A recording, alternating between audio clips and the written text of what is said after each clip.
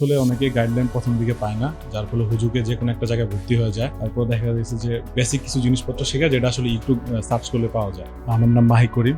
আমি বর্তমানে software engineer হিসেবে কাজ করছি। ক্রিয়েটিভে লারাভেলের কোর্সটা করি 2017 সালে এবং স্টিল নাও ক্রিয়েটিভের সাথে আছি। আমি 2017 সাল থেকে বেসিক্যালি আমার খুব ভালো বন্ডিং সোহান স্যারের সাথে।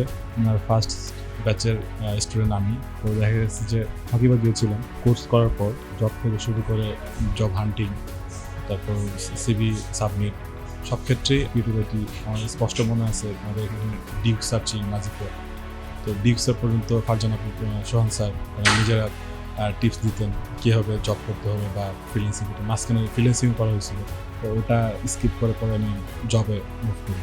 বেসিক্যালি সবাই আসলে ডলার লোভটা দেখে স্টুডেন্টে ভর্তি করায়, কিন্তু আমার স্পষ্ট মনে আছে আমি যখন ভর্তি হওয়ার আগে আমাদের ক্রিয়েটিভিটিতে একটা ক্যারিয়ার কাউন্সিলিং বা একটা স্টুডেন্ট কাউন্সিলিং ব্যাপার থাকে।